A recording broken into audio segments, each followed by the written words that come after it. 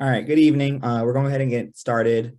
I'm Tom Shea, the Moore County livestock agent in North Carolina, and I'm going to be your MC for the night. We do ask all participants to keep their mics and cameras off while we're presenting, and then we're going to have presentations from Andy Burlingham, Adam Lawing, Johnny Rogers, and Dr. Andrew Weaver. And then we're going to go ahead and start with a poll and then jump in with Andy.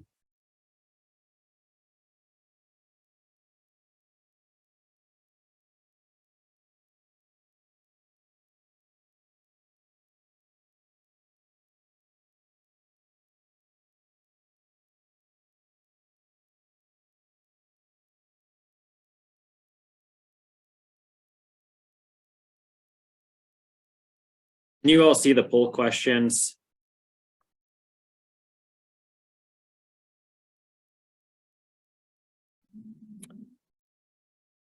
Yes, I can, Andrew. We do, Andrew. Awesome. If you don't mind just taking a couple minutes and putting your answers in there, and then we'll have a post-webinar poll as well.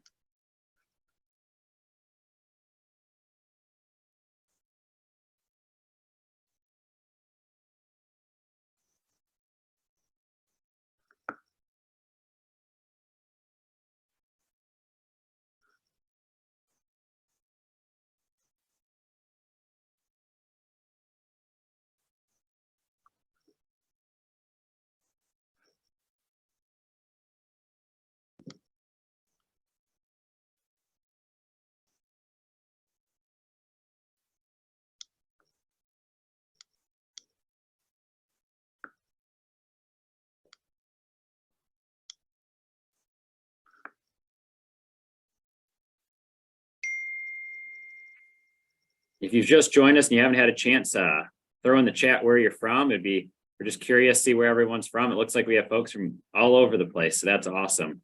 And even someone from Canada, it looks like. So great to have you all, and a diverse audience. So welcome.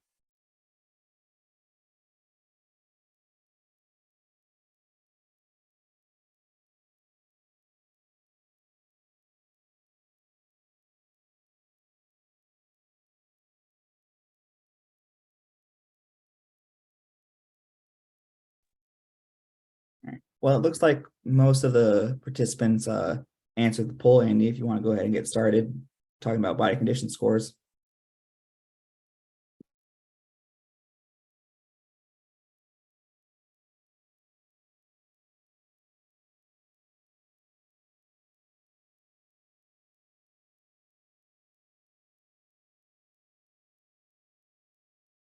Yep, I'll get started. So let me get my screen to share here.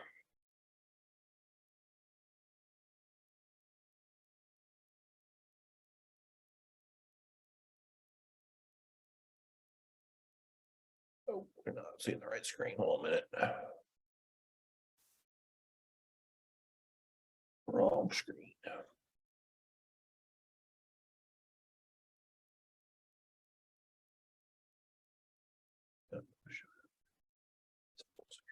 I can see it on my end. Yep, there we go. Now it's showing right. All right. Good evening, everybody. So to start our nutrition seminar today, I'm going to start off with kind of going over some basics of understanding body condition scoring and how we can use that to modify or make adjustments or make decisions about our feeding programs. My name is Andy Burlingham. I serve as the livestock extension agent here in Pitt County, North Carolina, as well as I've been a small ruminant producer with sheep and goats most all my whole life. So we talk about body condition scoring. It is a subjective 5-point system. While there's some criteria and some things we look at it, it uses a visual and tactile appraisal, and everybody has a slightly different idea of exactly what the score might be. So it uses a 5-point system, and then you can break it down into halves or quarters as well. So, you can have a 3 or a 3.5 or a 3.25 or 7.5 or something. But everyone has a quite a slightly different eye. But in general, we're going to talk about the kind of general things we lose when we're looking for using the 5-point system. A body condition score is an indicator of the level of fat and protein reserves available to that animal for production and maintenance and lactation and growth. So we can use that amount of reserve, but by using a body condition score, we are estimating the amount of reserves the animal has on its body. And it's a management tool that can use to make decisions on our feeding programs, on management decisions, on maybe possibly on culling, on replacement females, or that we might be keeping back to the herd based on the body condition score of its mother. Maybe we say we try to keep easier keeping our animals that are easier fleshing for our program. So if therefore ewes or does that are harder doing, we may not keep those daughters as replacements, but it offers a management tool for making decisions. So we assess the body condition score by looking at a couple of key areas down the animal's body. First of all is the spinal processes. I'll show a picture here in a minute with the spinal processes. But basically, we're looking at the vertebrae, the protrusions that come off the top and the edges of the vertebrae.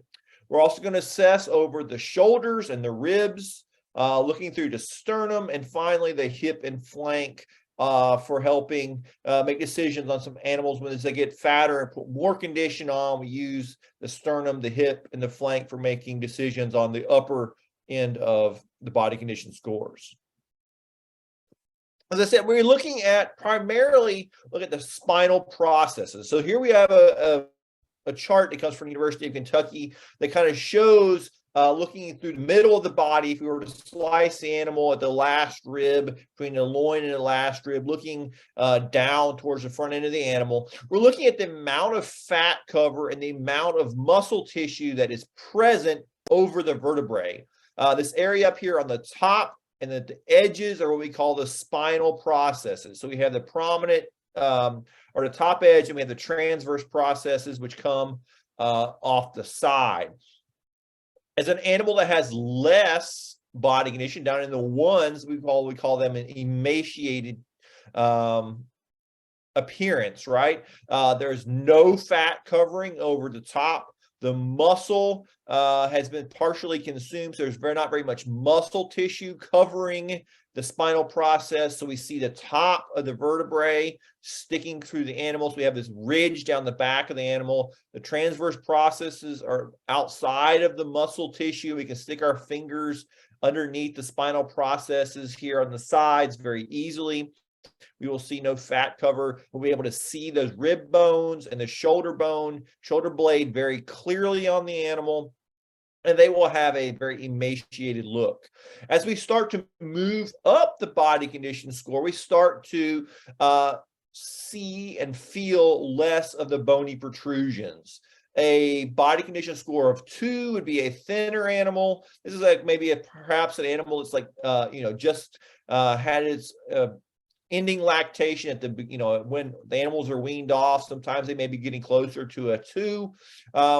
Generally, we still have a fair amount of muscle tissue, but we have no or very little fat cover over the animal. A lot of times we'll be able to see some ribs, but not just super amount of emaciation of the muscles. As we move up into a 3 would be an average condition. We have a full no consumption, body consumption of the muscle tissues. We have some fat cover starting to cover over the top of the ribs, over the top of the spinal cord, or over the top of the spine, spinal processes. The animal will start to look smooth. We will not notice the ribs. We will not notice the shoulder blade protruding through the skin as we do in the lower conditions. As we start to move up to 4 and 5, the animal is now putting on a fair amount of fat cover. 4, we say those animals look very smooth or slick in their condition. They have fat cover over the ribs. They have fat cover down their back, through the breast, through the twist of the animal. And the groin, those animals look very smooth. When we think about animals being shown, a lot of times show animals are kind of in more condition 4. They have a very smooth appearance. As we start to move into body condition scores of 5, we're now moving into the obese categories.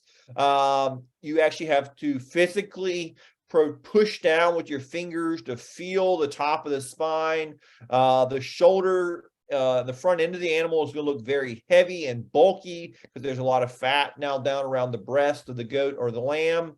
The twist is going to be very full of fat. The dock and around the tail would be very full of fat in those areas. And these animals are really carrying more condition than ideal at that time. So we are going to look for these things when we look for the animal. So we're going to move through some pictures here, kind of looking at some of the differences. But before we do that, since we are talking about small ruminants in general, I want to make up some very specifics and differences in body condition scores between sheep and goats at the same number. So, a body score condition of 3 looks different on a goat than a body condition score 3 looks on a sheep. And then a body condition score of 3 on a dairy goat looks different than on a meat goat. First thing is because goats store their fat internally before they store it externally around their body cavity. Because goats come from a hot climate, they tend to, promote body cooling, they actually store their body fat internally first, so around their organs, before they put a fat cover over their ribs.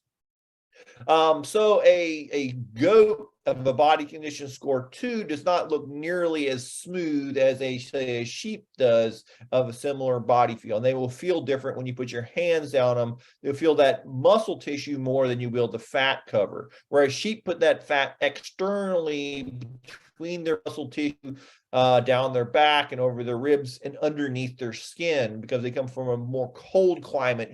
The ancestral animals do in that area. So they store their body fat differently. Dairy goats being selected for dairy type have less muscle volume on their skeleton than say a meat goat does. So they have a different appearance. They look sharper even at the same body condition score as opposed to a meat goat down their top line. So they have less muscle, going down that loin and through their legs. So they look sharper in appearance, even though they have a same amount of body condition as the meat goat does. They're going to look sharper in their appearance. And then wool impairs that visual appraisal for sheep. Looking at a sheep with, say, more than an inch of wool, it's really virtually impossible unless they are extremely emaciated or extremely fat on the either end. But in the middle, it's very hard to tell visually by visual appraisal what the body condition score is. So therefore, it requires putting your hands down into the wool to feel down the back of the animal, over its ribs, maybe possibly through its chest and over its shoulder, to feel those differences in body condition, because you visually can't see it once the wool gets thick. A lot of people sometimes are very surprised in the spring when they shear the sheep up, and they're like, oh, I thought they were fatter than that, because they don't realize they look smooth and round when they have several inches of wool on them, as opposed to goat, which is kind of always showing that body condition score very easily, visually be easily seen. We're going to kind of look at some pictures now and talk about what we're going to see at those different body condition scores. So a body condition score of 1 is extremely thin. We're talking about being very emaciated.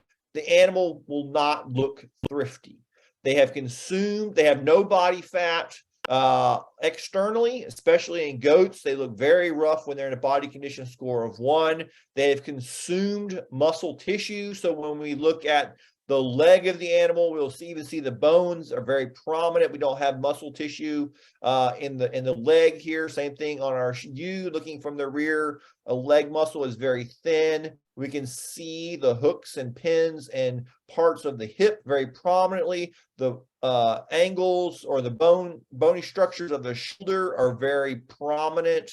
We can count nearly every rib on the goat. There would be very little muscle tissue going down the spine. Animals that are in body condition score 1 are at severe risk of dying. They are much more susceptible to weather extremes, particularly cold weather, not be able to maintain body temperature. They're more susceptible to parasites. They're more susceptible to, if they get sick, if they go off feed, they can very easily die because they do not have any energy stores to help maintain them through periods of stress. As we move into body condition score 2, the animals still look very lean in appearance, but we do not have the consumption. Body has not started to consume muscle tissues for energy to keep its organs alive and keep it functioning. So we typically have a decent amount of muscle tissue still available, but we do not see any excess fat on the outside of the animal. So that spinal process over here over the top is still very visible.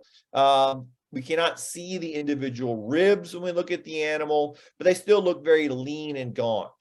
We put our hands on there. I said we can very easily feel the top of the spine. We can feel the ribs underneath the muscle tissue down their top line. But if we look at that shoulder in particular, we don't see all the vertical lines and processes of the shoulder blade. We don't see the extreme prominence through the hip here like we were seeing in our body condition scores of 1. Quite frequently, animals may dip into the body condition scores of 2, particularly as the end of lactation. You know, a ewe or a doe that is very heavy milker raising twins or triplets may dip down into a body condition score. And that's not to be of major concern because once we wean those animals off, very likely those animals are going to return to, to a higher body condition score once they are not putting that effort into producing that heavy milk and volume. But we just need to be more cautious and watch animals that are in these lower body condition scores to make sure that they don't continue to decline further and below this. You know, we make sure we're giving enough caloric content in their diets, that they're not going to continue to lose weight. These animals are, once again, more susceptible if they were to have a health challenge, such as parasites, pneumonia, if they went off feed, something like that. These animals would be much more at risk of declining more rapidly because they do not have as much body stores of energy to maintain them through those time periods when they're having some challenge to their immune system during those times. So those are animals definitely to be more to pay attention more to down in the body condition scores of a 2. As we move into a 3, this is our medium level. This is where most of our animals in our herd or flock should be at. And at a majority of the year is sometime we're in this body condition score of 3. The animals look healthy.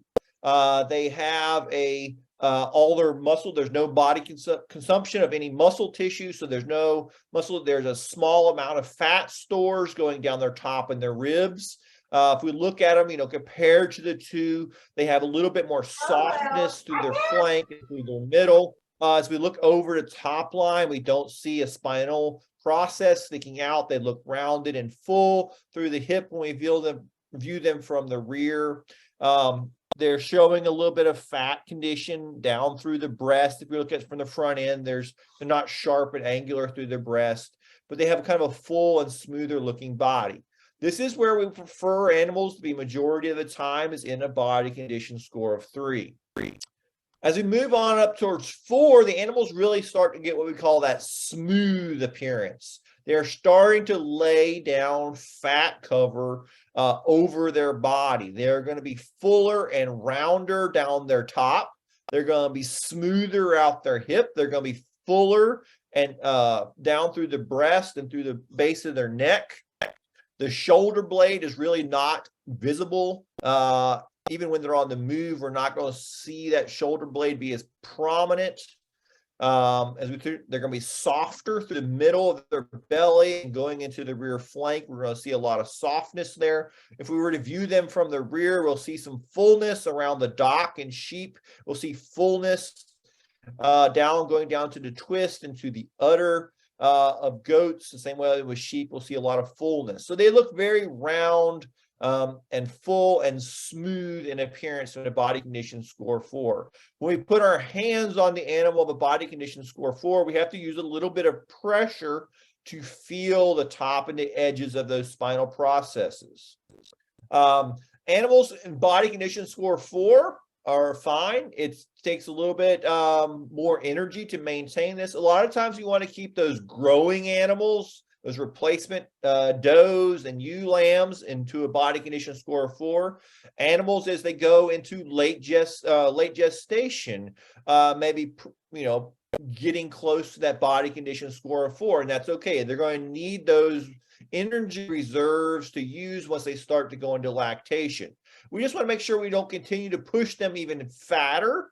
As we move into gestation, we can have some issues, pregnancy toxemia, heavy birth weights and dystocia can be a problem if we start to animals continue to go from towards a 5 as we go into late gestation.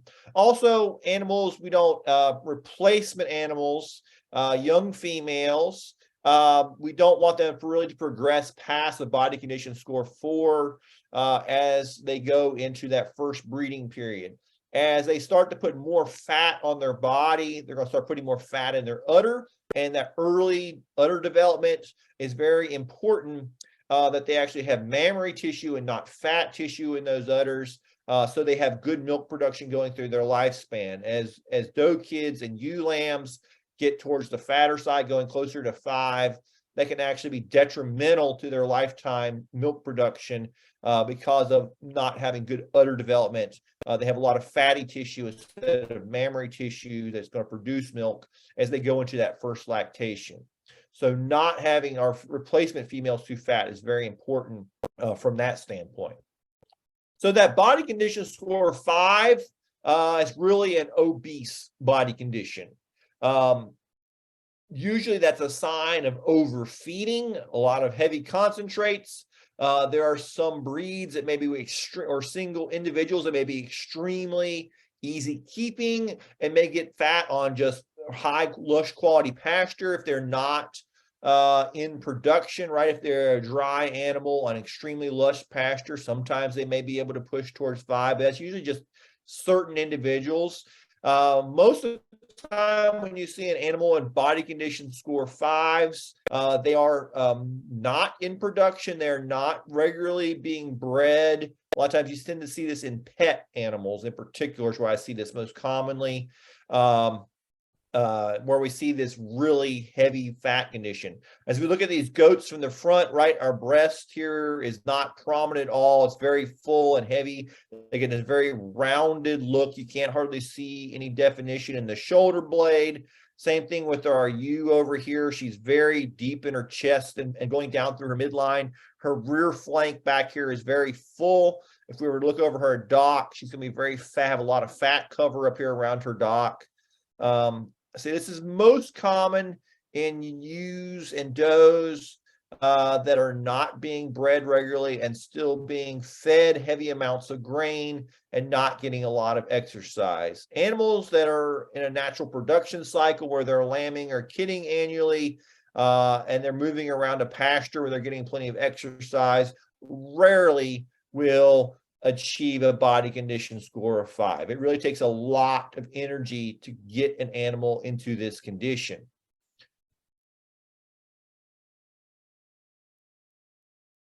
Not sure where we're getting.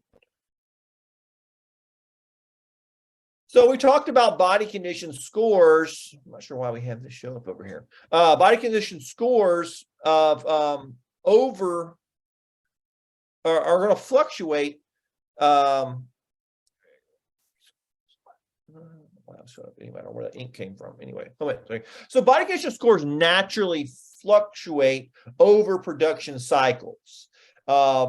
And that's very common and should be seen in most animals when they're breeding or in breeding cycles. So, you know, as an animal moves from a dry period, so if you're looking at this chart here, as we move from being dry at weaning over here, which would be on the far left-hand side of the screen, that's usually when an animal is going to be at its lowest point of its body condition scoring. After it's just expended all its energy to raising, hopefully, a set of twins, maybe a set of triplets. But anyway, they've put a lot of energy into producing a lot of milk to grow, hopefully fast, growing heavyweight offspring. That's when they're usually going to be at their lowest body condition. After they dry off, they stop producing that milk, they're going to start to put on body weight.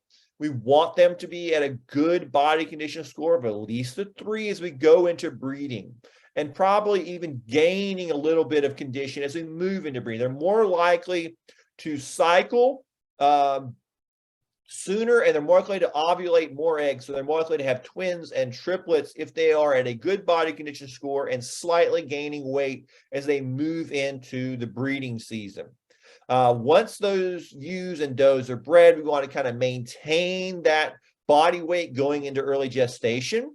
As we move in through mid and late gestation, it's okay for those animals to be putting on some additional weight. We don't want to get them too fat. We don't want to put too much protein and energy, especially late gestation, into those animals, because then we can cause some very large fetal growth and have some dystocia problems. Large lambs and kids need to be pulled as we move into the actual, you know, parturition period of time. But we do want those animals to be moving into a fairly good body condition score. You know, a 3.5 to a 4 is a great body condition score to be moving into or be maintaining as we move into late gestation.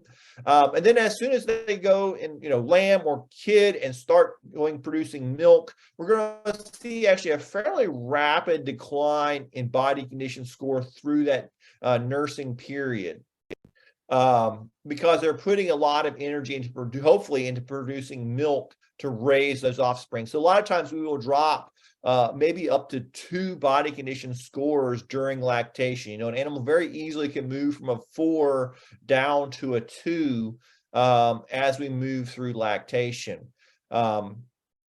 So that's not unknown, and actually is kind of most of the time you kind of expect to see that through the production cycle.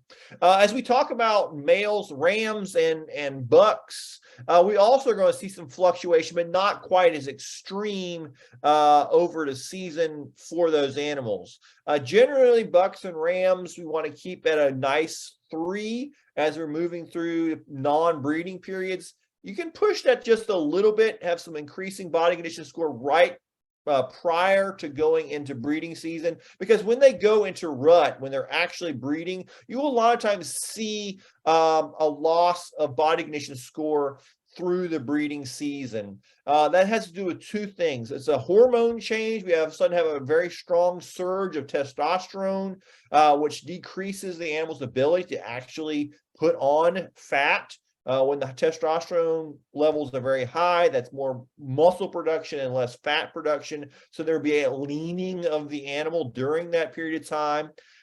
When they're breeding, they're usually very actively checking ewes and does. So they're walking a lot and moving around. So they're expending more energy. And they actually have a kind of a decreased appetite a lot of times in that period where they don't eat as much, because the high testosterone levels actually just cause them to not to eat as much. So a lot of times you will see a decrease in body condition score during that breeding period. But as soon as that period, you know, they remove them from the does and or ewes, or they get them all bred, and they're not a lot of ewes coming into cycle or does coming into cycle into season. Most of the time, those males will very quickly put on weight at the end of breeding season. But that is something you'll definitely see in bucks and does, or bucks and rams through the breeding season, is a loss of some weight during that period of time as well.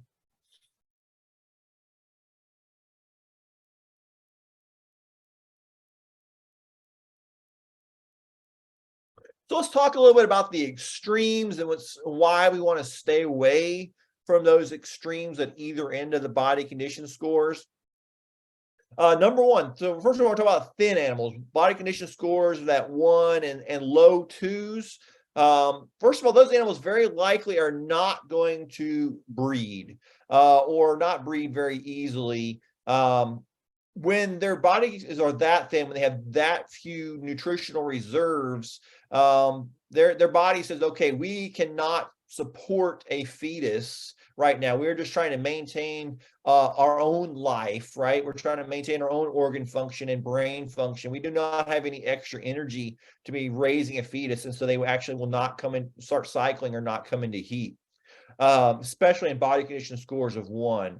In the low 2s, you may just have low twinning rates, right? The body has some reserves, but not a lot. It's like, okay, we can only support 1 fetus right now. So they may only ovulate. So they have a low twinning rate if the animal's in the lower body condition scores. We have higher morbidity, so higher chances of the animal becoming sick when they have parasite loads and disease pressure. They simply have less immune function or less reserves there, and so they're more susceptible to having parasites and having disease issues. Very likely you may have, if they going into going into lambing and kidding time, if they're going in at a body condition, low body condition scores, we're going to have weak lambs and kids. They're going to be born small. They're not going to the fetuses are not going to be very well developed. And they are not going to, very likely may not thrive because they have low birth weight and low muscle tone and just going to be weak lambs or kids. You're going to have low milk production. If the animals are that thin going into lactation, they do not have excess energy to put into milk production. You may get just a little bit of milk production early, right after lambing or kidding, but that's going to drop off very rapidly. After a week or 2, those lambs and kids are not going to grow and may even starve because of such little milk being available. So you have very low milk production. And in sheep, you're going to have very poor wool quality as well when you have thin body condition scores. It takes they use excess energy to produce that wool fiber. So when they are, actively consuming their muscle tissue just to stay alive and have body function, they're not going to produce any wool. Or very poor quality wool. It'd be very weak, it'd be very thin, very short quality wool. So animals with body condition scores of 1 or 2 are going to have those issues. But equally as bad as having animals at the other end of the scale as well. When we get towards those obese animals, we also have a lot of health issues. Once again, they may not breed. The fat tissues actually secrete hormones that prevent those animals from wanting to actually cycle. So animals that are very fat also have a hard time breeding. We talked about low milk production as well. That's very common in animals that are obese. Their mammary tissues are very high or full of fat cells and stored fat, and the mammary tissue that actually produces the milk is in very low amounts. And so they will not actually, so they'll be very fat. They may have very large lambs, but they hardly grow at all, or have very large kids that hardly grow at all because they are producing so little milk because their mammary tissue is full of fat. Dystocia, having very large kids or lambs is also a challenge, especially if they are gaining a lot of weight. If you're feeding a lot of high energy or high protein feeds in late gestation, that can lead to a lot of dystocia, very large lambs or kids that can be hard to birth. Also, when animals are highly fat, in that 4 to 5, they have a lot of that internal fat around their organs as well as in their pelvic region. So their birth canal cannot expand, and the kids will get more likely to be stuck because their pelvis is full of fat in that area. And so there can be more issues with having stuck lambs and kids.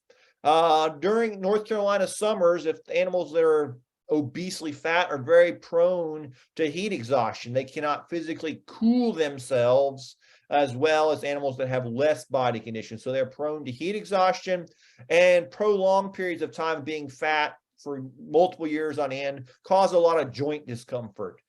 Any structural problems with weak pasterns or weak hocks or any of that is just exaggerated by carrying that excess weight around.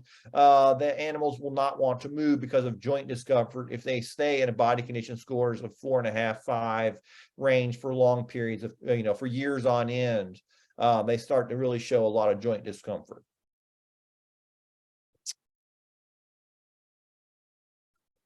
So let's talk about some things that affect body condition scores.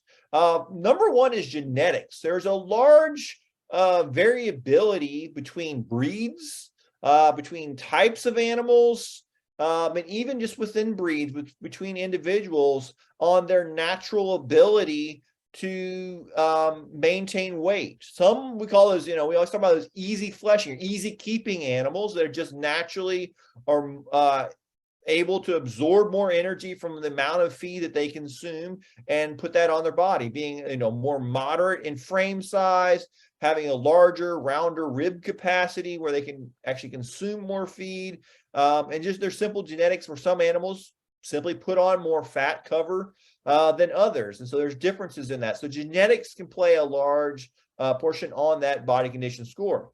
Nutritional resources with the, if genetics are very similar across the animals, the next thing that has the greatest impact is the nutritional resources. Do they have access to enough caloric intake to maintain or put on, above the needs for maintenance? They can put on, affect that body condition. If the feed that they're offered or the pasture they're on they cannot physically consume enough calories to maintain what their body size or to maintain plus produce milk or raise fetus, they're pregnant to raise a pair of twins in utero, or to grow wool or whatever they're trying to produce, then the body condition score is going to be lower. Parasites, especially in small ruminants, have a major effect on body condition scores. Heavy parasite loads are going to result in lower body condition scores. These two things kind of have a vicious feedback loop. Thinner animals have a lower immune function, which then makes the parasite load. Their body can't fight off the parasites as much, which says the parasites are sucking and removing blood cells. The animals then get weaker. And so it kind of gets this vicious cycle where they consume less feed because they are weaker and they can't move around the pasture to find high quality feed. And it gets this vicious cycle. So parasites and body condition score, low body condition scores and parasites are a major problem. Level of production. So animals, that are high milkers, animals that grow a lot more wool. So how much they're producing. Animals that are larger frame require more energy to maintain. The animals that have less milk or less wool, or, does that are raising a single versus does that are raising triplets have very different levels of production and different levels of energy requirements. Age can have a lot to do with body condition scores as well. Younger animals, those yearlings, those first-time lactators that are still growing, as well as raising, a fetus or trying to lactate while still growing body size, are not fully developed. They have a much greater need for caloric energy. Animals, as they get older, as their teeth start to give out, they start to lose front teeth or start to lose molars where they cannot process or graze as efficiently, may start to lose weight as well. And then there are a lot of disease that can cause issues with body condition score well. There's the chronic wasting disease, Johne's disease, scrapies. There's a lot of different things, the diseases that can cause malabsorption, lack of absorption, caseous lymphadenitis, CL, infections of the lower digestive system, reduces the ability for an animal to absorb nutrients. There's short-term diseases that animals feel bad, they don't want to go out and move around as much. Things like foot rot, right? They have sore feet, they don't want to walk around the pasture because their feet are hurting them and they're not consuming as much feed. All these sort of things can affect body condition scores if they're not eating as much or not absorbing their nutrients as efficiently. So we can use body condition score as a management tool. We want to assess our animals at least twice a year, and you should do it more frequently, but at least twice a year. There's 2 times a year where you can assess the body condition score, make some adjustments, and have better potential outcomes for more profitability. And those 2 times a year are pre-breeding, before you put the ram or the buck in. If your ewes are a little bit, or your does are a little bit on the thin side, we can talked about, increase the nutritional content. They start putting on a little bit more weight. They're going to ovulate more eggs, so you're more likely to have twins and triplets as opposed to singles. Or if the ewes are, or does are a lot thin, putting on some weight, they're actually going to come into heat. And they're going to come into heat sooner rather than later. That buck's going to get the bred up tighter. And then you're going to have a tighter kidding crop. And the other time that's really important is that mid-gestation. So, in the second trimester, 3 months before lambing or kidding, go out there and take an assessment of body condition scores. Are these ewes, are these does, at a 3? Are we on the lower end? Are we more 2.5 to 3? Are we at 3.5 to 4? Okay, we need to adjust our feeding program so that we either are maintaining these weights, so we're not giving them excess protein and energy, so we're growing really large fetuses, so we're going to have lamb and kidding problems, or maybe they're just a little bit of thin side. We do want them to gain some weight so they have a little better condition as they lamb and kid, so they have more milk production and don't lose as much weight, or don't get into a critical body condition score as they go through lactation. So those are 2 very important times to assess body condition scores. But I recommend anytime you have your hands on your animals, whether you're foot trimming, you're deworming, whatever, just take a quick minute and assess what the average body condition score is across your herd or flock and say, okay, do I need to make some adjustments here, right? Because when we do that, then we can adjust our supplementation based on the group average. Okay, we got some. On average, we're a little bit thinner than we'd like to be. We're a little bit fatter. They're like, we can cut that feed back. We can, feed a little bit lower quality hay right now because our animals are in really good condition, and make that, less expenditure, because right now feed and hay is not cheap. So if we can feed a little bit less, we can feed something a little bit cheaper with a little less energy or a little less protein to our group and reduce those feed costs, that's always going to help make the bottom line more profitable.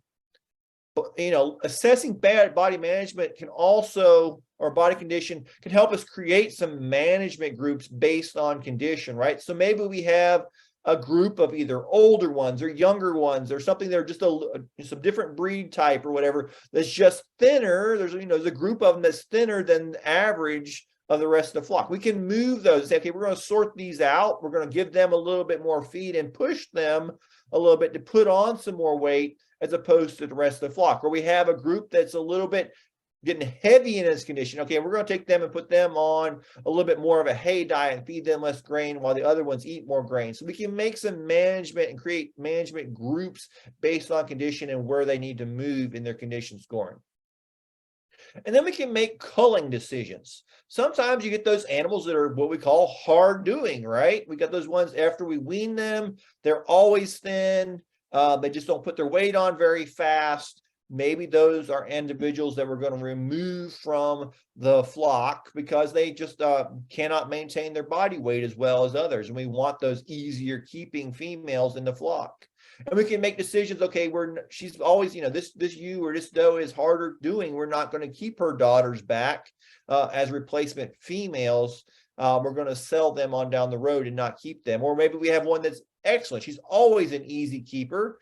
And we're maybe going to keep her daughters back, or we're going to keep a ram or buck out of her to improve that easy keeping ability of our breeding program. So in summary, body condition scores are a subjective appraisal of the energy reserves that the animal has available. We assess that body condition score mainly over the top line, looking at that muscle and fat covering of the spinal processes. We may also look through the hip and the flank and the chest floor to make body condition scores of animals as they get fatter. At 2.5 is kind of the preferred range. We don't really want those animals to move too far outside of those ranges, but movement within that range is perfectly normal. Thin animals and fat animals have reduced productivity, and we need to assess why that's happening and try to either correct that or remove those animals from our flock and herds. And so by using those body condition scores, we can make better manage our sheep and goats and create better productivity for help our bottom line. So that's what I have on body condition scores. I guess we might take a quick question or two, or we may move on to our next topic.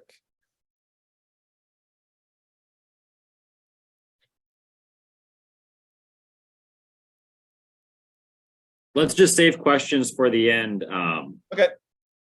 Tom, you want to introduce our next speaker?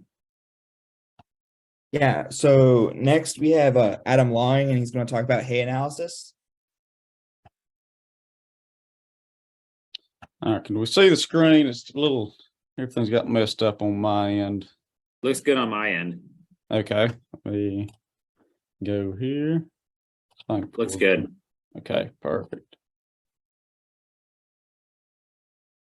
I'll worry about Zoom here in a little bit. But again, my name is Adam Long. I'm a livestock agent in Randolph, North Carolina, Randolph County, North Carolina. And this evening, I'm going to kind of cover the topics on some hay sampling and look at those hay samples when we get them back in as reports and kind of going through the numbers on that.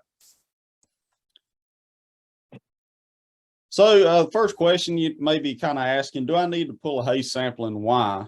The answer to that's going to be yes. And the reason is when we take a hay sample and we look at these nutrient contents, we can use that as a tool in our toolbox because it's going to give us those analysis of how much nutrients are in that hay. And if you've been to a lot of extension talks, I know here in North Carolina, a lot of times we talk about this toolbox, and it's probably a great big old toolbox that we got, but that's not a bad thing because we got a lot of important tools that we can use on our operations. But when looking at these nutrient reports, these forage analysis, when we take these hay samples, there's a couple ways we can look at them. One, we can use kind of balanced rations. No, I don't know how people are in other states that's on here, but for those in North Carolina, around here, generally our sheep and goat producers, we're not like some of the bigger dairies where we're having to do forage analysis, do feed analysis, where we're developing these rations and mixing those in a big mixing wagon and using them as a TMR. So we can kind of use these forage analysis, use these reports to really match our forages to the stage of production that our animals are in. So again, looking at kind of what a hay sample is, it's a nutrient analysis of a lot, load, field, or cutting of hay. And I say that because not all hay is created equal, and we can't guess the nutrient content from field to field to bale to bale when we're looking at from cutting to cutting. But you kind of look at a couple examples. This is a pretty easy example. You know, we can generally tell that the top bale is going to be a higher nutrient quality than the one on the bottom that's been weathered and left outside. But then we go to these two. Obviously, they've been sitting in the field after harvest. They probably got a lot of rotten spots on the bottom, got some weathering on the outside. They probably lost quite a bit of nutrient content. So for this example, it's going to be a little bit harder to tell what the nutrient content of these bales are without a sample. And the same for these, because they're pretty freshly baled, real nice, clean, good looking hay. But from the naked eye, we can't really see how much nutrients are in these bales unless we take a forage sample. So again, we can't guess the content. We need to take these forage samples so we know what's in our forage that we're feeding. Just kind of go into what's causing the different varieties in the nutrient content from bale to field, etc. Weather can play a role, whether we have a lot of rain or if we don't have a lot of rain. Different types or varieties of forage can even have different nutrient contents. The timing that we cut, mainly looking at the maturity level. The more mature that hay gets, the more stemmier it's going to get, the more fiber it's going to be in it, and the less nutrients it's going to have in it. And curing time is going to have a lot to do with it as well, looking at the moisture content, especially when we're looking at some of the stemmier forages like alfalfa and lesbodisa. So we want to make sure we're getting those hay cut at the right time and cured at the right stage for moisture content. And I've got storage method bolded here because that's probably one of our biggest losses when we look at nutrient content of hay. In general, hay should kind of stay the same nutrient content as it was when it was harvested. But stored method goes a long way with that. If we keep our hay stored off the ground and then under sheds covered up, we're not going to lose a lot of nutrient compared to when we got it left outside on the ground. And also weeds, if we have a high weed suppression, we can see a lot of nutrient content varieties with that. So look at some testing options real quick. Here in North Carolina, our Department of Ag does have a lab where they test. I'm sure other states have that as well for y'all's out of state, but some other kind of private labs that we kind of work with from time to time, Dairy One and Cumberland Valley, those are just a couple options we can look at sending forward samples. I'm not going to spend too much time on this because just for time's sake, if you have any questions on taking hay samples, you don't know about it, don't know what to do, contact your local extension agent, whatever county or state you're in. Generally, I know the ones around here, we have several probes in our office that we lease out or borrow, and other counties in the state have that as well. So get with your extension agent and they can help you with taking a hay sample.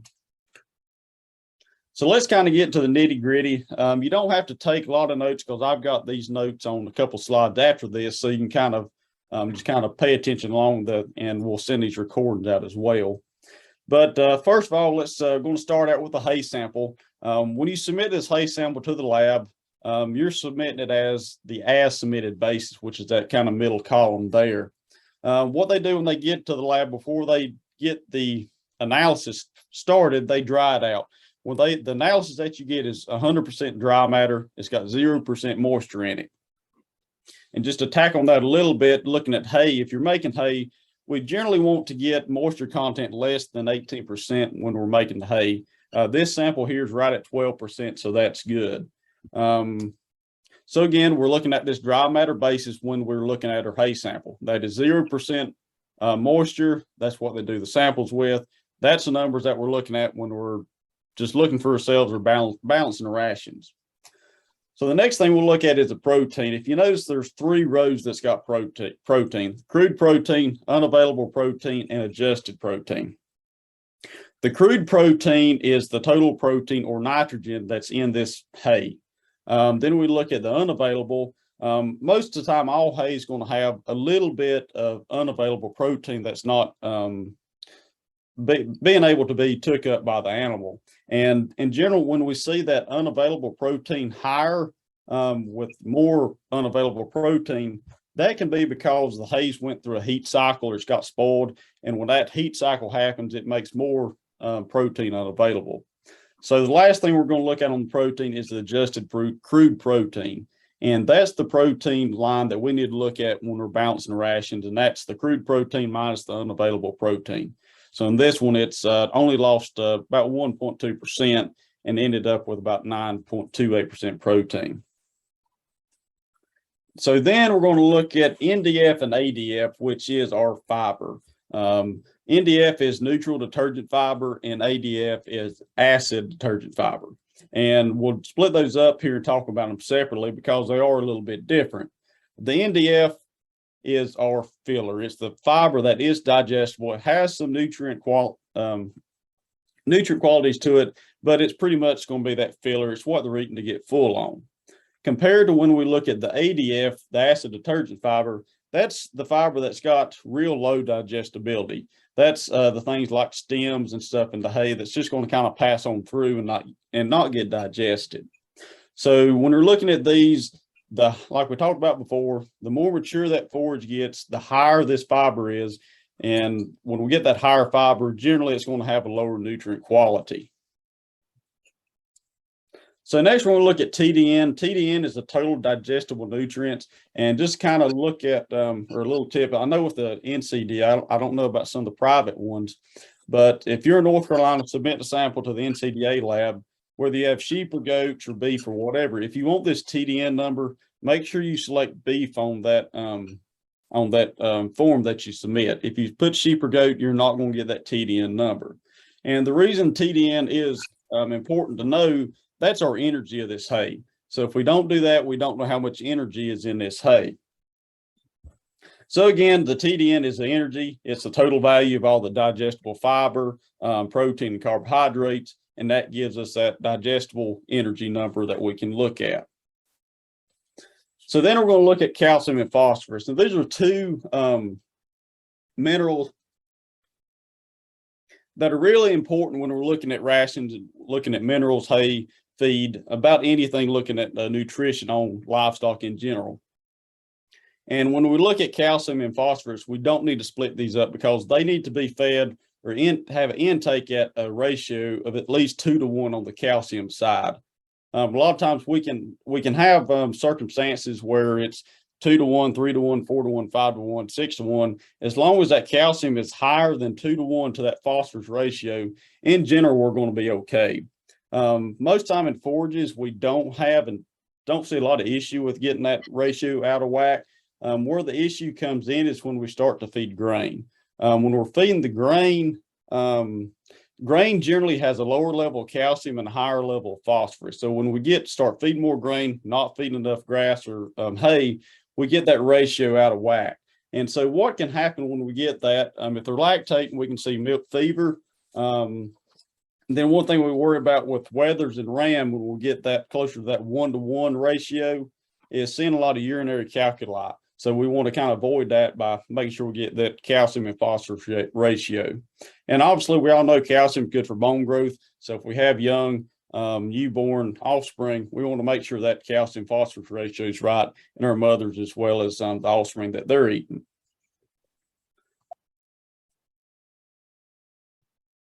And if I can click back here, there we go. So the rest of it down the list is pretty much just going to be minerals, looking at calcium, phosphorus, sulfur, magnesium, and the rest down below. In general, if we're feeding a loose mineral, good quality loose mineral, free choice, we're not going to see a lot of issues with these minerals on the hay. So make sure we're feeding these minerals loose, feeding a loose mineral to our livestock. One thing I will say on the hay samples, when we're looking at this, it can be a real asset when we're troubleshooting issues, especially with deficiency. So if we're looking at some sort of mineral deficiency, if we have the hay test, have the results for it, and you're looking at or going over that with a vet or your extension agent, that helps eliminate some of the issues that we can dial out and figure out what's causing the right deficiency or issue. So again, these are the slides that's kind of got the numbers or everything that I've talked about on the result. And we're going to go over kind of a scenario real quick. So before we get into it, just when do sheep and goats have the highest nutrient requirement? And that's going to be late gestation towards post-lambing and kidding at lactation. Lactation is when we're going to see the highest nutrient requirement. So this is what I was getting at earlier when I was talking about matching our hay samples to the production cycles. So if we have better hay, we can feed that better hay when they need it at lactation, compared to if we have lower hay or lower quality hay, we can feed that when they're kind of in that maintenance status, when they've got a lower nutrient requirement for production. So we're going to take a look at a quick scenario. We've got a flock of 25 mature ewes that are due to lamb in January. Our goal is to feed the hay in late winter after fresh forage is getting low, and as well as midsummer and fall to kind of give our pasture some relief. We do feed a free choice mineral all year long, and our flock will be lambing in January. They'll be in maintenance period around mid-September. We'll turn the rams out in September, and we've tested 2 cuttings of hay that we have. So we're looking, kind of trying to figure out which cutting of hay are we going to feed when. So with these two, here's the sample results. I've just cut out everything else on the sample so I could fit it in one page. So if we look at sample 1, the adjusted crude protein's right around 8.6. The fiber in it, we're looking at 63.5%. So it's a little bit high on the fiber side. And our TDN, or energy, is at 60%. When we look at sample number 2, our protein comes in a little bit higher at 9.18. We've got a little bit more fiber in this one, but our energy is a little bit higher too.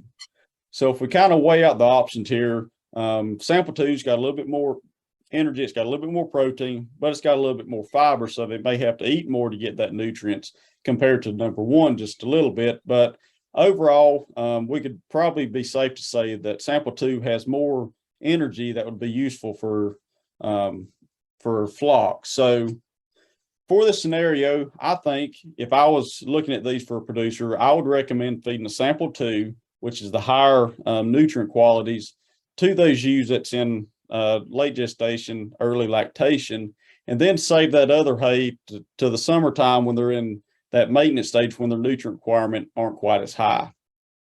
And so I got to here just to finish up. I think Dr. Weaver's got a case study in later on his presentation where he'll look at some of these nutrients that we talked about and kind of separate those out and see if a sample that he's got will be sufficient to meet those nutrient requirements at a late gestation ewe.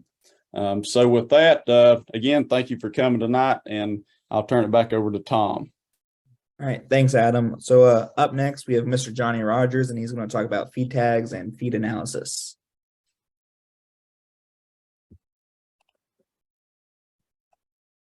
All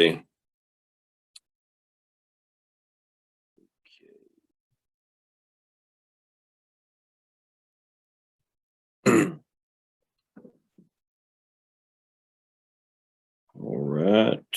Okay, good evening, everybody. Appreciate the opportunity to be on here and visit with you guys. Sorry for my voice, a little scratchy throat here, a little congestion, but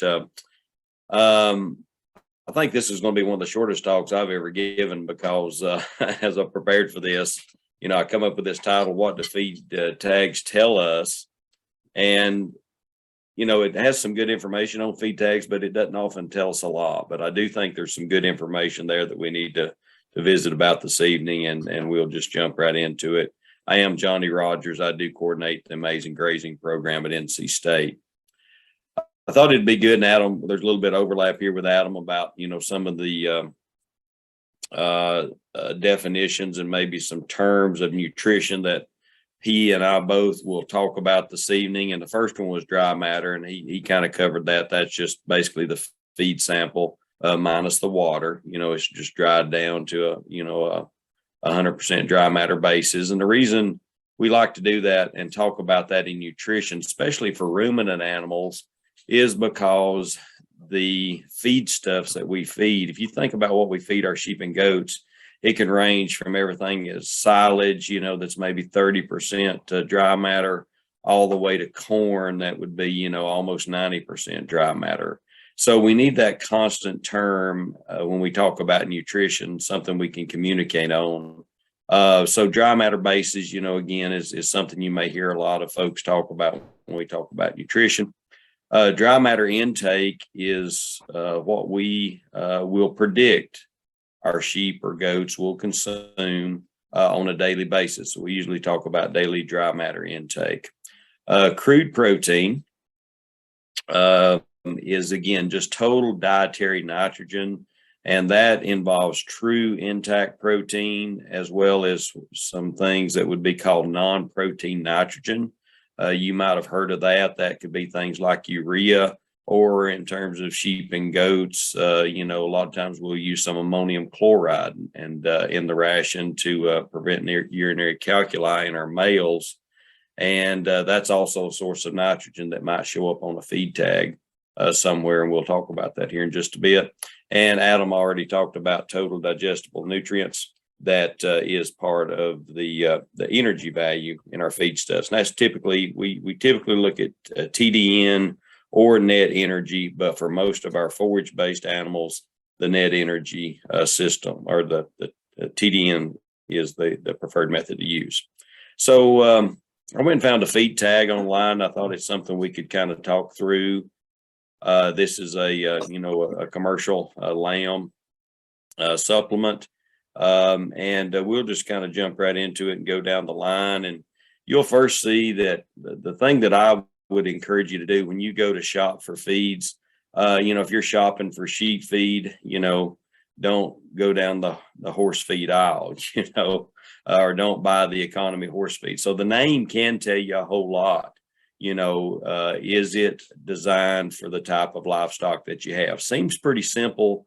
But, you know, I've talked to so many producers through the years, and they say, oh, no, I just feed the cheap economy horse feed to my sheep and getting along just well. I thought, yeah, you know, that's you're flirting with disaster there. You know, some things could happen. So check out the name, and it may have the product name on there. And again, I'm not endorsing Kent Feeds here necessarily. They are a great company, good product, I'm sure. But and then it also have the name of the product and the brand name there.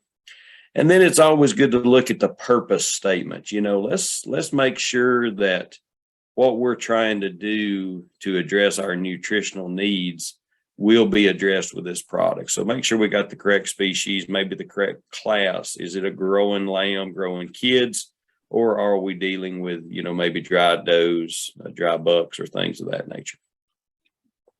You may have a medicated statement. As part of this tag does not have that, but if you do have medication, which we do have an active ingredient in here, salicid, which is Bovatec, and you may see ionophores, you may see antibiotics, you may see things. You probably don't see a lot of fly control. That's probably more for cattle related feeds, but you may have that medication statement if you have a veterinary feed directive, if you've got some kind of antibiotic that you're adding to your your supplement, also if you have an ingredient that's regulated by the EPA or FDA, you may have a statement there that would address that and kind of tell you about the limitations and cautions dealing with whatever active ingredient you might have. But it's pretty simple for our sheep and our goats. Probably going to be limited to ionophores. Probably Bovatec or Ruminant would be the ones we would probably deal with the most. Okay, moving on down the tag, you will run into this. Probably the bulk of the tag would be taken up with a guaranteed analysis, and this list the required nutrients. It is regulated by the government in most states, and it is subject to be tested. So if there is a bag of this feed sitting on a shelf or in the warehouse at a feed store, the state agencies can come in and sample that and make sure that it is within a certain range of the specs that are on this guaranteed analysis. And again, you know, crude protein is something that kind of shows up on there, and you'll see some language below that addresses the non-protein nitrogen component. So that would be as fed. That's not a dry matter basis. In other words, that's the opposite of the dry matter basis would be as fed or as is. So that would be 40% crude protein. Moving on down, you know, the crude fat measurements, and crude fiber is kind of an interesting one that I'll run down the rabbit hole here just a little bit. That was one that when I first started in the feed industry out of grad school back in the 90s, crude fiber was one that we could kind of look at on a feed tag and say, okay, the higher the crude fiber, you know, the lower quality, the lower energy the product would be. So there were some really economy-based products out there that might have a lot of fiber in it. Well, as a livestock producer, you don't want to buy fiber from the feed company. You're looking to buy a supplement to your grass or to your hay to, you know, to get your animals gaining. The possible exception to that would be if you're feeding a show animal, something you're going to take to state fair maybe, and you're feeding it a complete ration, or where you may have the protein, the energy, the vitamins, minerals, and the roughage all in one package, because you want to control the diet and you want that animal to be, you know, just where it needs to be, right at 12 o'clock on show day. But the fiber now that we use so many different feed ingredients now that are highly digestible fiber sources, they'll show up as a high level of crude fiber on a feed tag, but they may be very digestible. So, you know, in the past, crude fiber has been kind of a negative thing in terms of energy content on a feed tag. Today, because of things like soybean hulls and corn gluten feed, which may actually have higher crude fiber levels on a feed tag, they're pretty doggone good ingredients to have in some of our supplements. So again, can't use crude fiber as much as we used to, but again, something to think about. Moving on down, you have some minerals there, calcium, phosphorus, salt, that are all within a range for the most part there of what there would be, you know, actually in this particular product. And then selenium is a trace mineral that shows up because, again, it is regulated by the government. You know, you can only, because it's a required nutrient, but it also has some toxicity issues. And of course, vitamin A kind of appears on this as well. So this is actually an example of a 40% crude protein supplement that you would probably mix with grain to develop a diet, probably a supplement on your farm. And so there you have the guaranteed analysis. Moving on down to the feed ingredients, it usually lists the ingredient sources, and usually they're listed by the highest level of inclusion to the lowest level of inclusion. Okay, so let me explain that just a little bit. If you look here, it says plant protein products is the first one under the ingredient section. Okay, plant protein products. Well, that's pretty vague. But in this case, there's really, in my mind, there's probably only one product there that could probably be used for a 40% crude protein supplement like this. It would probably be soybean meal. And the reason I'm kind of deducing that is soybean meal is 48% crude protein. Yep. And we're diluting that crude protein with some vitamins and minerals here. So again, that probably gets us down into that 40 range, you know. So that's just my guess. I don't know for sure because I don't know the final recipe and the formulation of this particular product. Calcium carbonate, brewer's liquid, yeast, processed grain byproducts. When you see something like processed grain byproducts, that could be something like wheat middlings. It could be soybean hulls. You see a lot of wheat middlings used in pelleted feeds because wheat mids are very sticky. So they will help pellet integrity. And a lot of feed manufacturers will use wheat middlings for that reason, so they can have a good hard pellet that'll stay together. And then as you move on down through the list, several other products there, a lot of mineral type products that would be pretty heavy in a supplement like this, because again, the design of this product here would be to do drive protein, take this protein supplement, mix it with grain. It's going to deliver some Bovatec, which we want for coccidiosis prevention. It also has some ammonium chloride we see in there, which will help us with our urinary calculi. Feeding directions would be the next section. And again, always read this. Make sure that you're operating within this will be, again, kind of give you a range of what you're going to use this product for. And, you know, when you're going to mix this product with grain, that's what it says here, and roughage to provide 20 to 30 grams of salicylate per ton as a complete feed. So it's kind of telling you the way you need to use this product to mix with other ingredients on your farm or ranch for your flock. So it kind of gives you the boundaries, if you will, that kind of keeps you in the middle of the road and out of the ditch.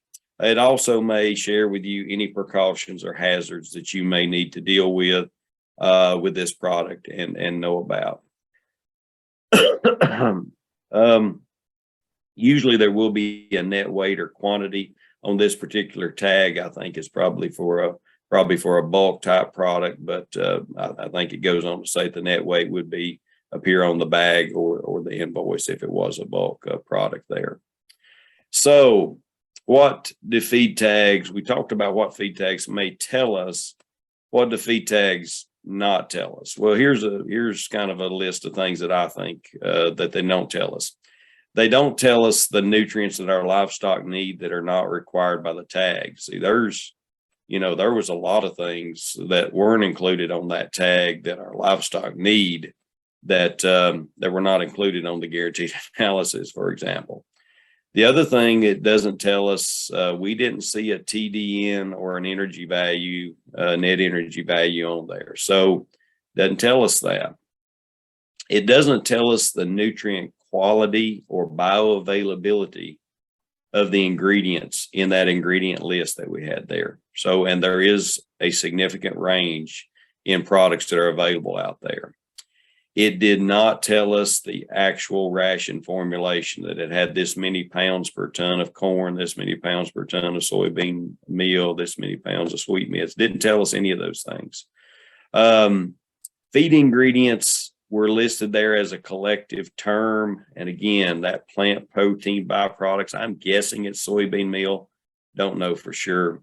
And it also doesn't give us any indication about the quality control. Now, feed companies will get a reputation for good products or bad products based on the regulatory, oversight that they have from the government there. So you will, kind of find some of those things out probably, but it's not listed on the feed tag for sure. So how would I kind of summarize this part of my session? Feed tags offer valuable information, and we need to use them. We need to make sure that we read them. But it doesn't give us all the detail we need. There are some other informations that we need out there. And I think if you read the feed tags to make sure you're using the product correctly, and then talk to your feed industry representative to find the best product that fits your needs. I used to work in the feed industry, so I'm kind of biased, but that was a big part of my job, is just helping folks find those products that will fit their needs. And really the bottom line is going to be the livestock performance that you receive from whatever type of products you use.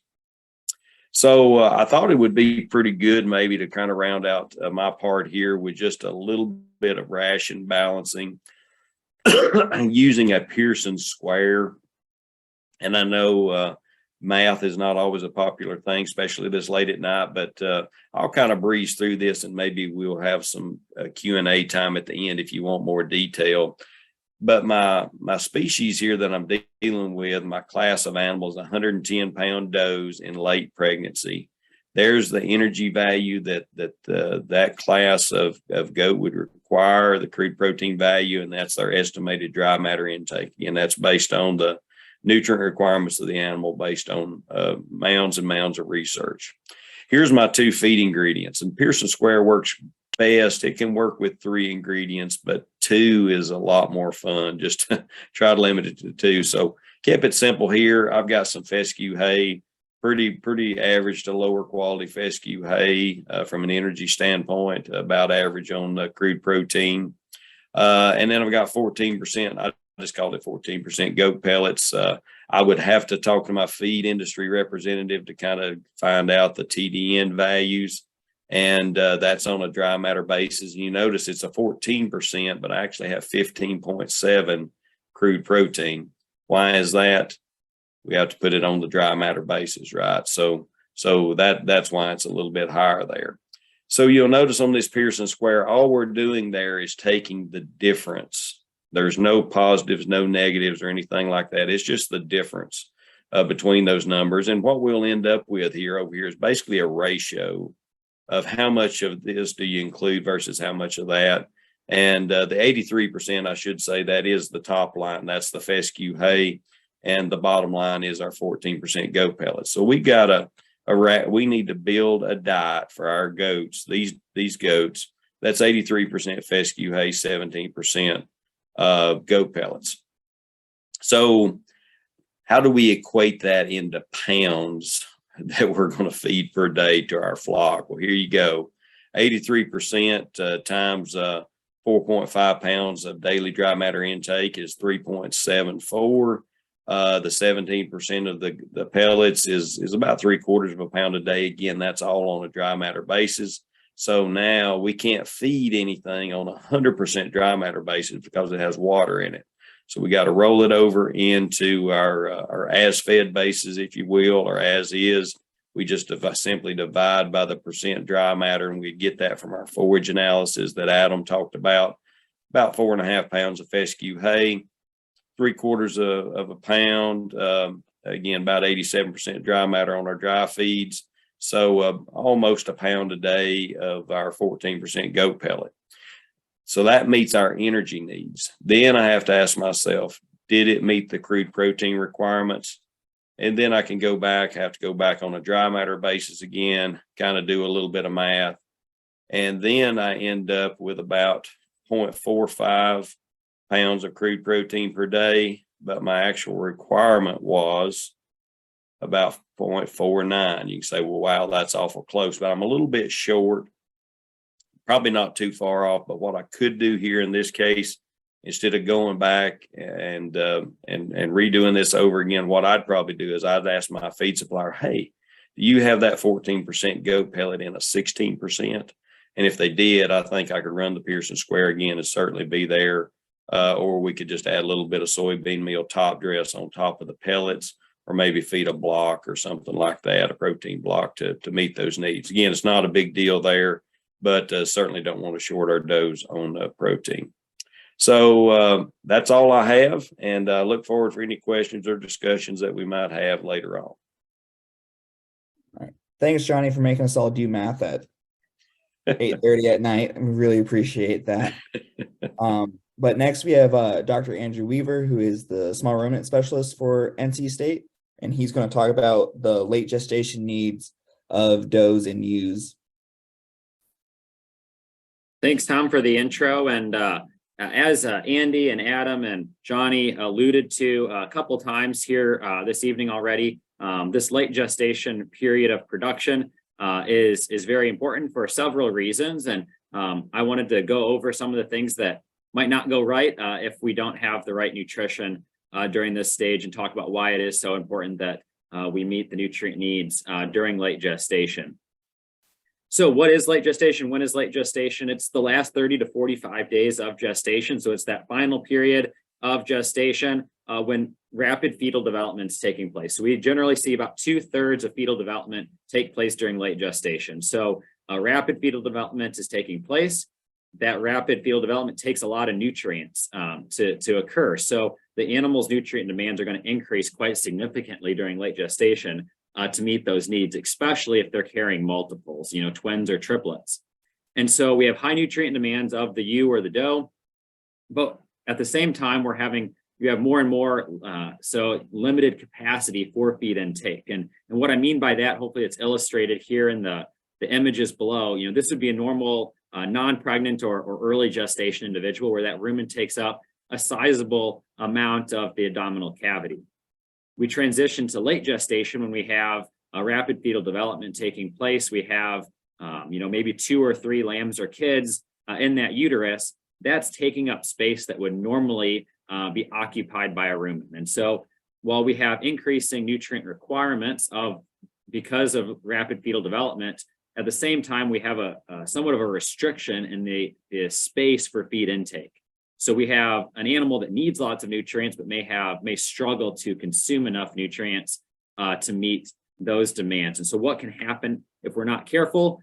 Pregnancy toxemia is the disease that we're primarily concerned about. This is also known as ketosis. And it simply means a negative energy balance resulting from the inability of that individual to consume or metabolize enough nutrients to meet those demands of that rapid fetal development. As a result of this, that animal is going to just try to mobilize its own energy reserves and break down those fat stores to try to provide itself with nutrients. And if that gets severe enough, we see ewes and does go down. We have weak individuals, they act depressed, they go off feed, and eventually this leads to death.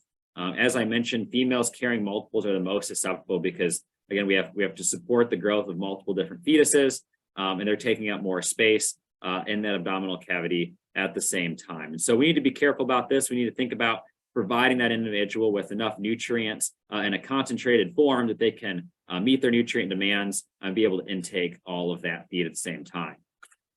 Another disease that we need to be aware of, this one's a lot less common, but I wanted to at least mention it so that we're all aware of it. Hypocalcemia, milk fever could also occur during this time period. And simply this means calcium deficiency. Low calcium levels can result from a number of different things. So feed restriction is one of them. So if for some reason those animals go off feed or they don't have access to feed for a period of time, during late gestation, those animals could become deficient in calcium relatively quickly and enter that stage or enter that hypocalcemic state.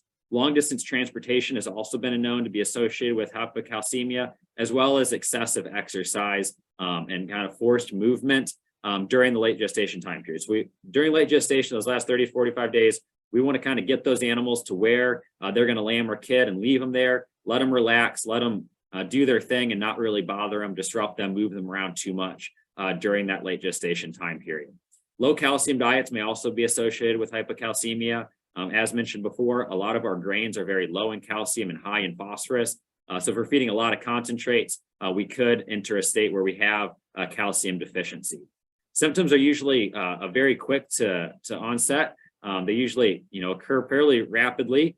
We see stiffness and a lack and a difficulty of movement, weakness in those animals, and eventually they go down, and death can occur in as little as 12 to 24 hours. So we need to be fairly vigilant and get on these cases relatively quickly to make sure we get them turned around. We need to make sure in terms of preventative medicine, make sure the minimal program is correct. If we're feeding a complete feed, a feed that's formulated, if we're feeding it according to that feed tag, like Johnny talked about, we should meet all of those calcium requirements. Those feeds are formulated to do that. But if we're feeding a lot of concentrates or top dressing with different types of concentrates, we may run into a calcium deficiency. That ratio may get out of line, and we may need to provide some limestone, for example, as a calcium supplement to make sure we're getting enough calcium in that diet. We don't run into issues with hypocalcemia. And then in general, and then Andy kind of alluded to this back in his first talk, these females need energy reserves to use during the lactation time period. They need to be at a body condition score 3.5 to 4 at the time of lambing or kidding.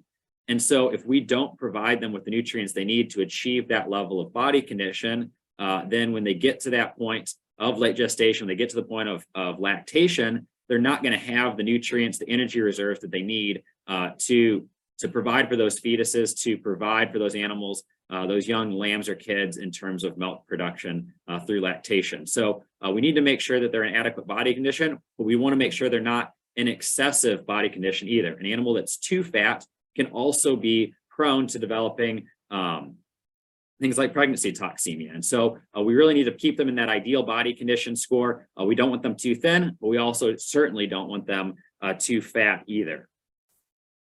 And good late gestation nutrition can also minimize the occurrence of low birth weight lambs or kids. And what's the problem with low birth weight lambs or kids? The inadequate nutrition during this time period will result in lighter birth weight animals. And that's because, like I said, 2/3 of fetal development happens during late gestation. So if we're not providing that ewe or the doe with adequate nutrition during this time period, she's not going to have as many nutrients to provide for the growing fetuses. As a result, when they're born, they're going to be lighter. And we know that animals that are born lighter, lambs and kids that are born lighter, have lower survival rates and are more susceptible to developing what we call starvation hypothermia complex. They're a very small animal that has a very large surface area, and they're very susceptible to excessive heat loss. This graph here illustrates that. It's fairly old data, but I think still fairly relevant. The y-axis shows death loss. The x-axis shows lamb birth weight. And you can see that as we get to those extremely light birth weights, when we get under about 2.5 kilograms, so roughly 5 pounds on birth weight, we see that the death loss increase substantially. And so the survival of those extremely low birth weight lambs is very, very low. Their likelihood of making it is not good. And so really we want to be up at that, 3.5 kilograms. So that would be roughly 7-8 pounds or so, where we see that death loss decrease quite significantly. So want to make sure that late gestation nutrition is right so that the ewes have the right energy reserves for lactation. And also we get those birth weights where they need to be so that we reduce our incidence of low birth weight individuals and increase survival rates. This graph should also look somewhat familiar as well from the first talk of the day. We're going to see changes in body condition score and weight throughout the production cycle. But here during late gestation, we're really focused on this final time period where we're seeing both the need to increase body condition of our females, but also at the same time provide for rapid fetal development. So the combination of the two of those results in really high nutrient needs. And that's shown here. The blue bars represent the nutrient requirements in pounds of each nutrient for maintenance. The orange bars represent late gestation and the gray bars represent lactation. And so you can see if we look at TDN, for example, we look at, late gestation, and actually the requirements here during late gestation, our energy requirements, our TDN requirements are actually greater during late gestation than they are even during lactation in our goats. And so it's very critical that we get a lot of energy into that diet in a relatively concentrated way during late gestation to make sure they're meeting those needs. And protein also is going to increase during late gestation and lactation. We look at that on a percentage basis. And so, dry matter on a percentage of body weight is going to increase. But also let's focus here on energy and protein. Energy, the concentration of energy on a dry matter basis is going to be the greatest. The required energy on a dry matter basis is going to be the greatest during late gestation.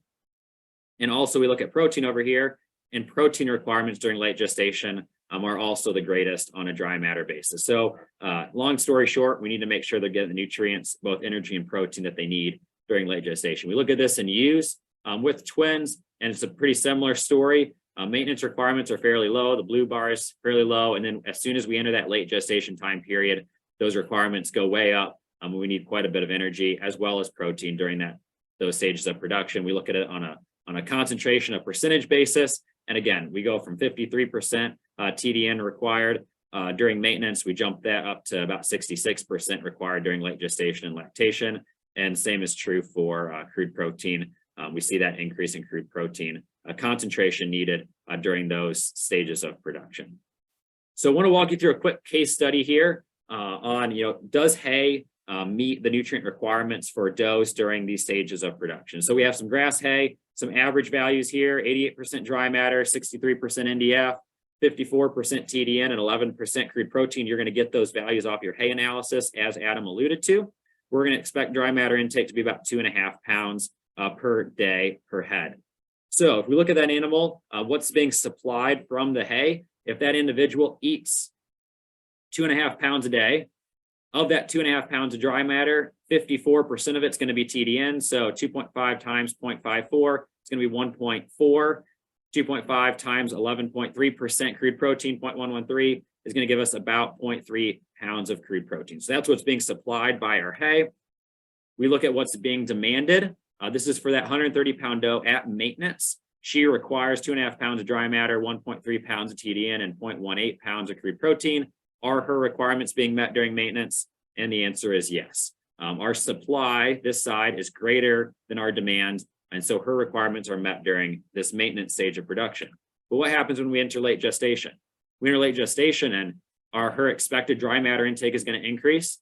Her TDN, or energy requirement, is going to go up quite significantly, and her protein requirement is also going to increase. So now we look at our requirements met, and now our demand is greater than our supply. So those requirements are not being met with the hay that we are currently providing. And so what do we need to do? We need to increase supplemental, concentrate, grain-based feeding. We need to get more concentrated nutrients into those animals, into this animal, to make sure she's meeting her energy and protein needs. So when we talk about supplemental feeding, energy is usually the limiting nutrient in our forage-based diet. They may need some supplemental protein as well, but energy is typically what is the most limiting.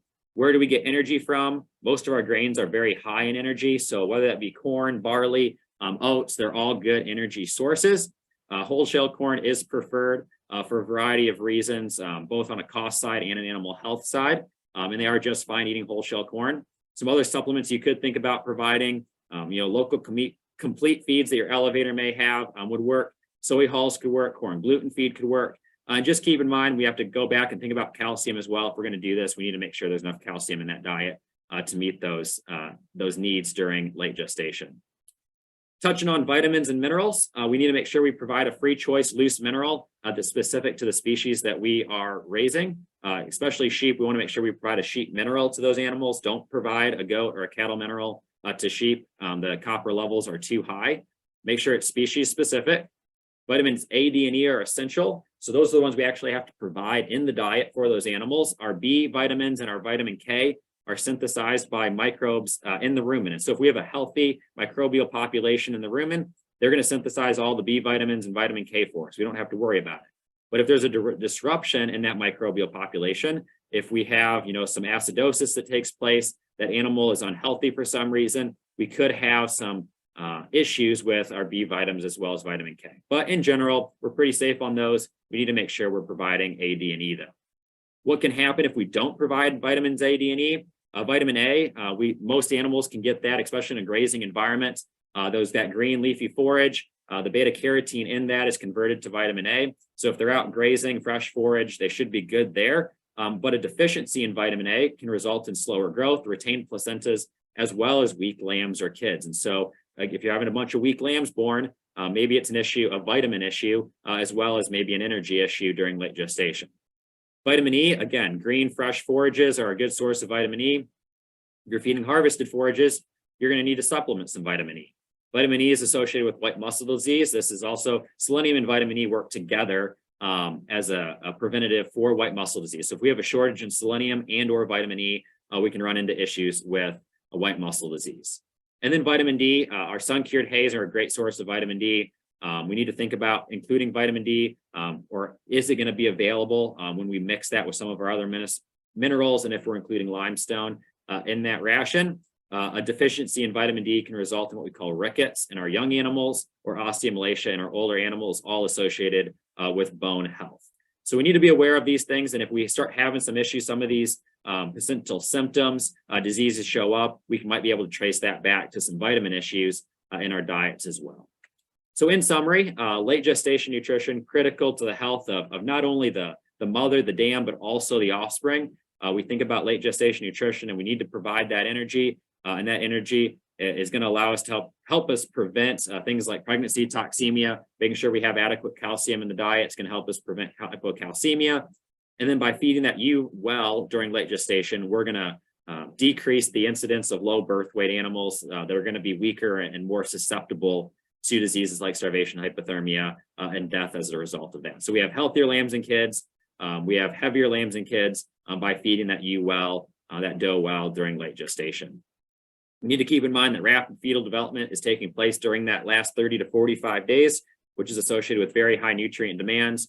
So we need to make sure we're getting those nutrients. Oftentimes, those are needed in a concentrated form so that we have a smaller volume, and we're providing the same amount of nutrients, but in a smaller volume that can fit inside that rumen and get those animals the nutrients and especially energy that they need during this time period. And then we also need to just keep in mind vitamin and mineral supplementation. Check your feed tags like Johnny talked about. You may need to add some vitamin A, D, and E. Maybe it's already mixed in that feed that you're feeding, but you need to check and understand that. Avoid feeding old feed. Vitamins tend to break down very easily with time. And so if you have some feed that's 6 months, 12 months old, that's been sitting out in the heat all summer, the vitamins in that may be broken down, may not be as good as what they once were. And so we need to be aware of that. And it's good to provide a fresh feed to those animals. And if you are going to feed an old feed, well, then maybe you need to provide some supplemental vitamin A, D, and E to make sure they're getting what they need in that diet. And then always have that free choice mineral, loose mineral available to them. That's always a good practice as well. A quick shout out for our next webinar. Thank you for joining us this evening, and we hope you can join us for our next one, December 15th, 7 o'clock on Zoom. There's a link here, the QR code, as well as a web address where you can go and you can register for our next webinar. And we hope you can join us for that one. That one will be focused more so on the health side of things and lambing and kidding management. As we get into December and thinking forward to the spring lambing months, we want to make sure everyone is prepared for that. And with that, I will open it up for questions here, and we can the questions can be about this talk or any of the talks this evening. You're welcome to put your questions in the chat or unmute yourself and ask any questions that you may have. And thanks again for joining us this evening.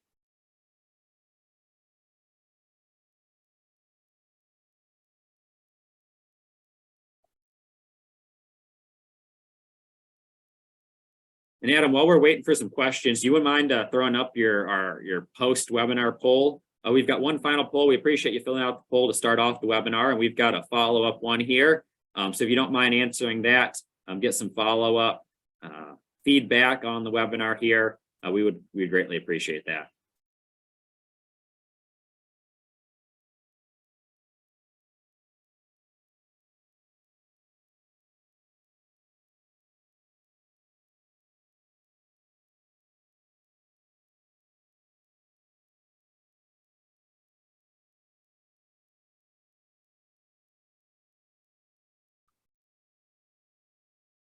Okay, we got a question in the chat here.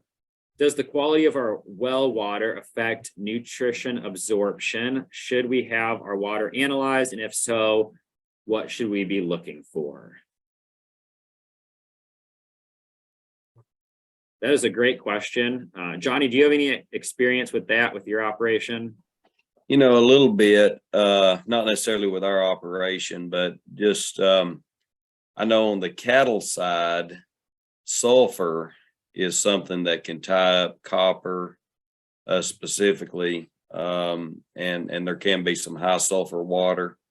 You know, water is the most important nutrient, and we didn't really talk about that as much tonight, but it is the most important nutrient, and it can cause some challenges. I guess other than having a good clean water source would be the big thing. And if you are having issues with your, with your livestock, and maybe you looked at, your feed ingredients, your forages, things of that nature, when I say issues, I'm thinking about poor reproduction, poor growth, poor performance, constant health problems. Yeah, maybe it would get back to the water. We've never sampled our water because I've never felt like we had to. But there are some labs out there that can give you an analysis on your water, but above the sulfur, I'm not really sure what else there would be to look for. Fecal coliforms, contamination would be a big one. But again, you would probably be having some challenges there, not just your livestock. So I'll add to that, Johnny. And sheep, I think it's less common in sheep and goats, but if you're using surface water, so a pond or a canal or a creek, thinking about nitrates and dissolved nitrates can also be an issue, especially when we get summertime and drought conditions where water levels in ponds and such may be dropping. Sometimes we can get some concentrated nitrate issues that can cause some health problems. I think in general, most folks with sheep and goats tend to feed more out of troughs that are coming from water. I know in cattle, though, a lot of times we'll be drinking out of ponds and such. But if you are drinking from surface waters, those are definitely a concern to be thinking about as well, especially in drought situations when water flow is low.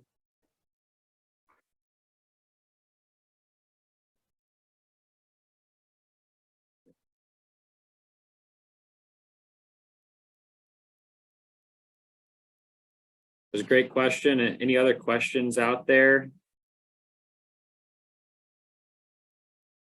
There was a few questions about will the presentation, the slides and or recording be posted and available later? And the answer is yes. Those will all be available through our Small Ruminant Extension webpage, and we'll also email those out to all those registered for tonight's webinar. And so it might take a little bit for us to get all that processed and sent out, but just hang tight and we'll get that out to everybody so you have that for review.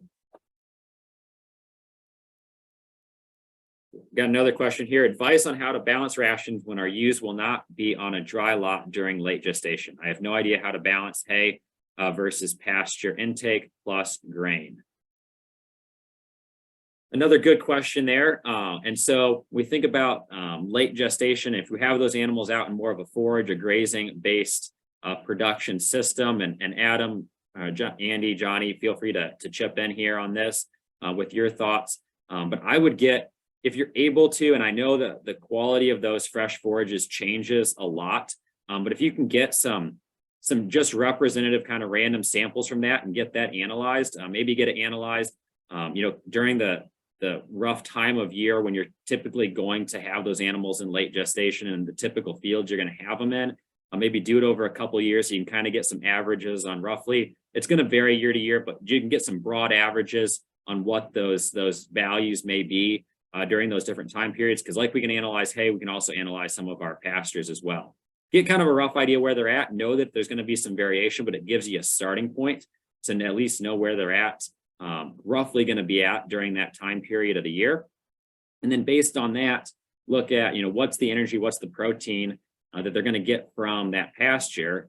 And then think about, kind of like Johnny's example, ask yourself, is that meeting nutrient demands? And what do I need to add in addition to that fresh forage, that pasture, to make up that difference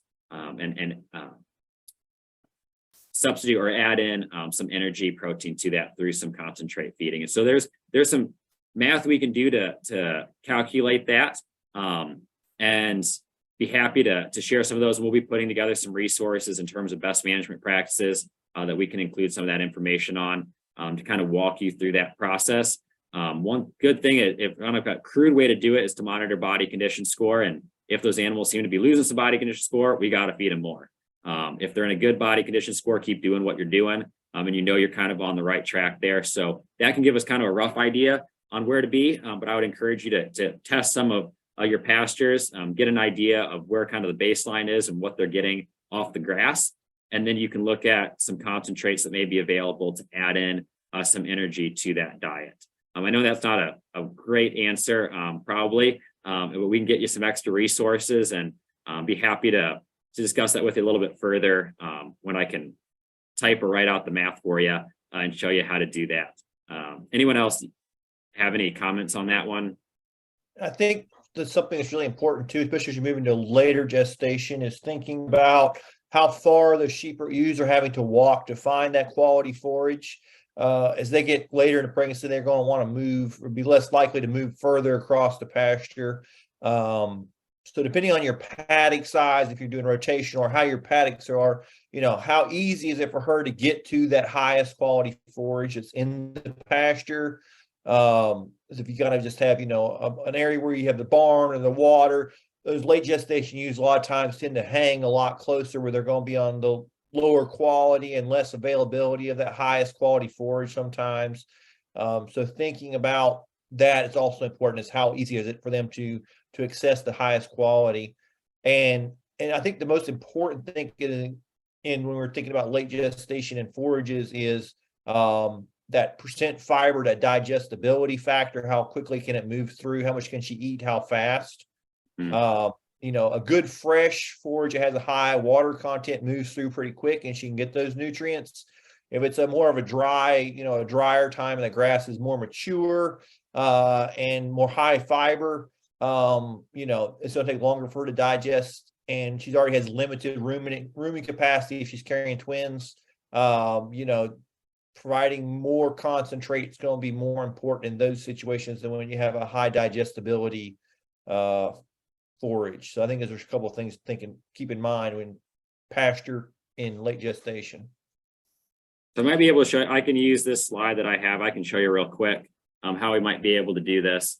So if we go here, let me share this real quick. Let me see if I can get my pen here. So let's just use energy TDN as an example here. So if we look at, we're supplying 1.4 pounds and we need 2.2 pounds. So if we need 2.2, we're getting 1.4 from our hay, or it could be fresh forage, just as an example. So 2.2 minus 1.4 is going to give us 0.8. Apologize for my sloppy writing here. So this is 1.8 pounds of TDN needed. Well, if I have a concentrate feed that's, say, 75% TDN and 90% dry matter, I need 0.8 pounds of TDN, divide that by the TDN concentration of your supplemental feed, which in this case is 75%. So 0.8 divided by 0.75 gives me essentially 1.1 pounds of feed dry matter. So if I feed 1.1 pounds of this supplement feed in terms of dry matter on a dry matter basis, that's 75% TDN, I'm going to get 0.8 pounds of TDN with that supplementation. But we have to put this on an as-fed basis, and that feed, let's just say it's 90% dry matter. So divide by 0.9. So 1.1 divided by 0.9 gives us essentially 1.2. So if I feed 1.2 pounds of this supplement feed, that's 90% dry matter and 75% TDN, 1.2 pounds per head per day is going to provide 1.1 pounds of dry matter, and that 1.1 pounds of dry matter is going to provide 0.8 pounds of TDN. That's going to make up the difference between what's being supplied by my forage and what's demanded by the animals And that's going to get you pretty close to meeting those nutrient requirements during late gestation.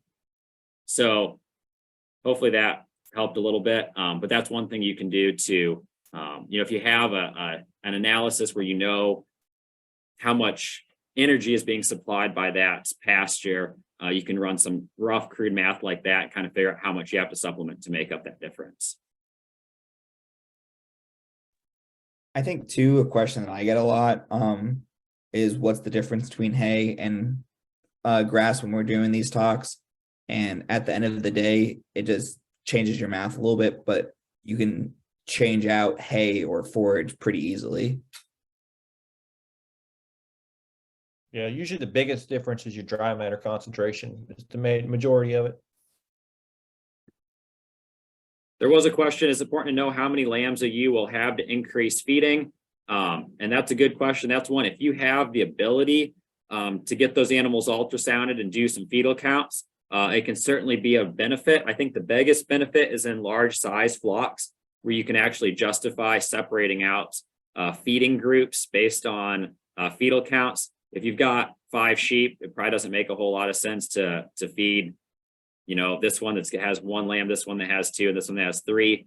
It might not make a whole lot of sense from a practical standpoint with a small flock, but if you've got a decent sized flock where you've got, larger groups, this whole group of ewes is going to have twins, this whole group of ewes is going to have singles, it might make some sense to be able to provide some extra supplementation for those ones that are carrying multiples.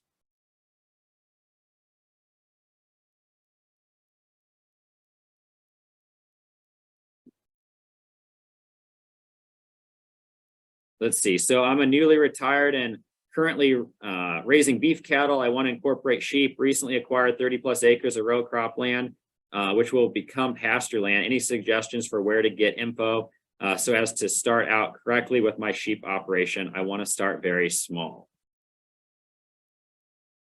That is a good question, a somewhat loaded question. There's resources out there. I encourage you to check out our small ruminant extension webpage. If you go on the left-hand side, there's a list of different pages there. If you go down to the small ruminant improvement program page, I've got links there for all of our past educational programs from the last 2 years. And we did a beginner webinar series a year ago. And there's a bunch of webinars that walk you through each step. Kind of each topic area with small ruminant production. So I encourage you to check out that. All those webinars have been recorded. The slides are available. So you can look at all those resources and get some information there. I encourage you, the ASI Sheep Production Handbook is it's the go-to resource for lots of material related to sheep production. You can get the digital copy on a flash drive for $20. So encourage you it's definitely a worthwhile investment. So get yourself a copy of that book. And that's a great resource as well. And then certainly reach out with any questions that you may have. We'd be happy to help. Any one of us would be happy to help with any questions you might have.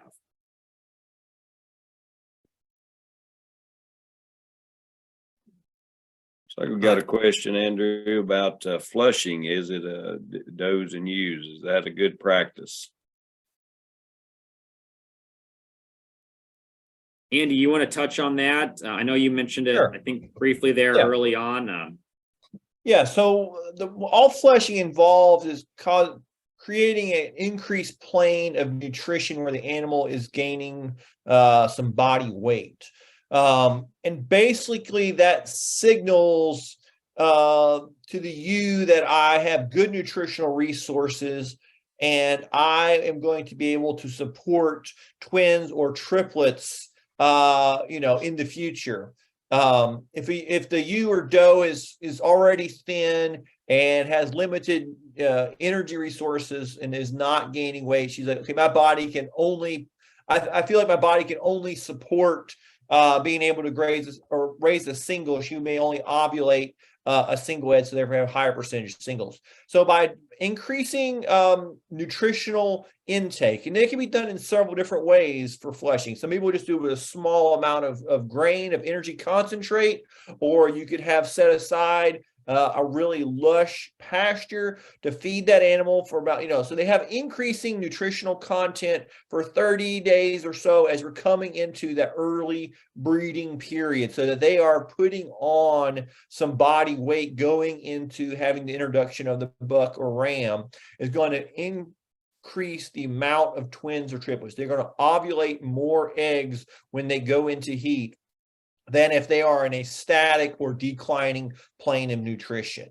So yes, that is an excellent practice to help increase that twinning, or if you have, triplets, if you prefer that, or have the genetics to do that, especially in goats, you're more likely to have that if you have that increasing plane of nutrition going into the breeding season.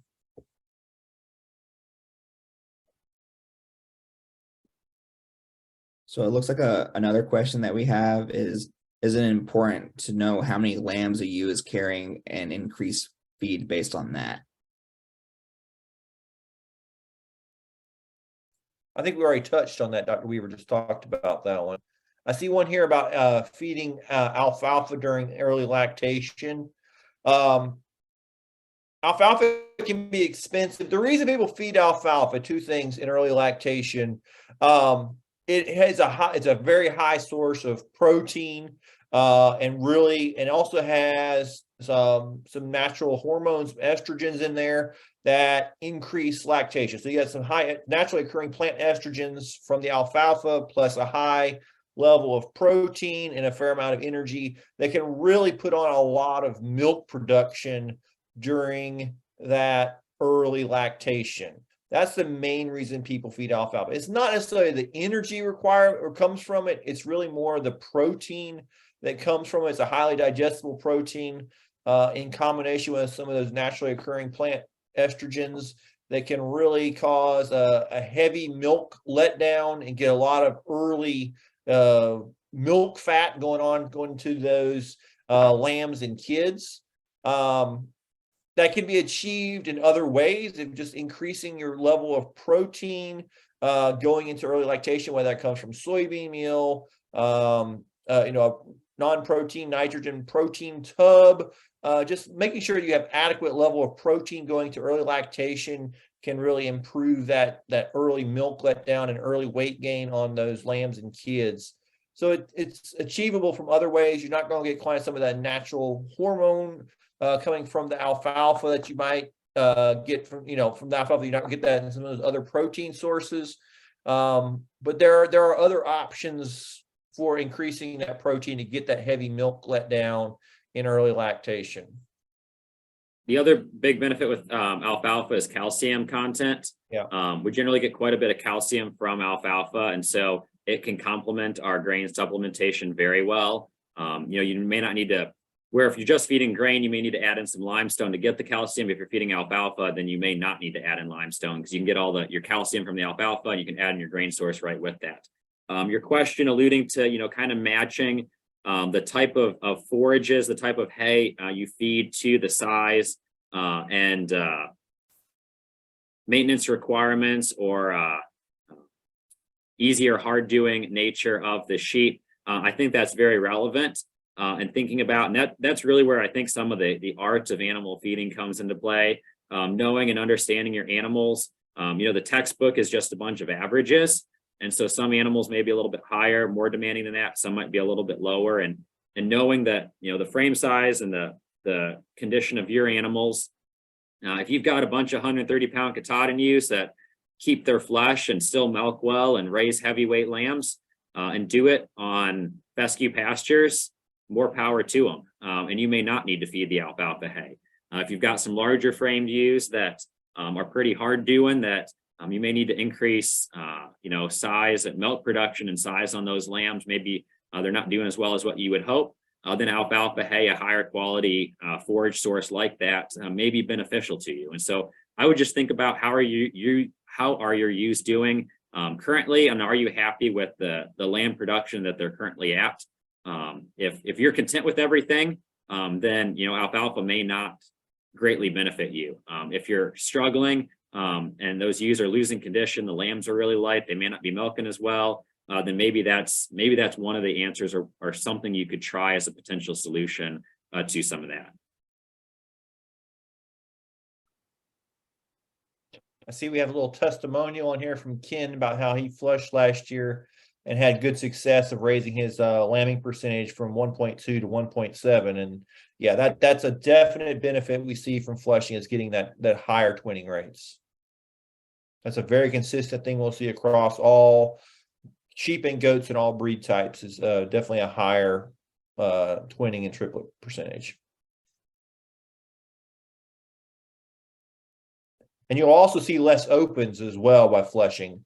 Those bottom end animals, those younger animals, you increase that plain nutrition, will definitely come into heat sooner. And you also typically see tighter lambing and kidding windows too, when they're more likely to come into heat more consistently as a group from flushing as well.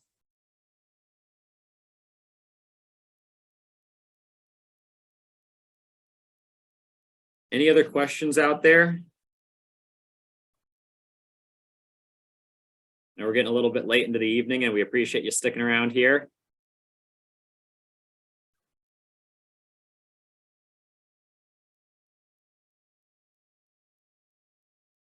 I'm not seeing much in the way of questions, so should we call it good?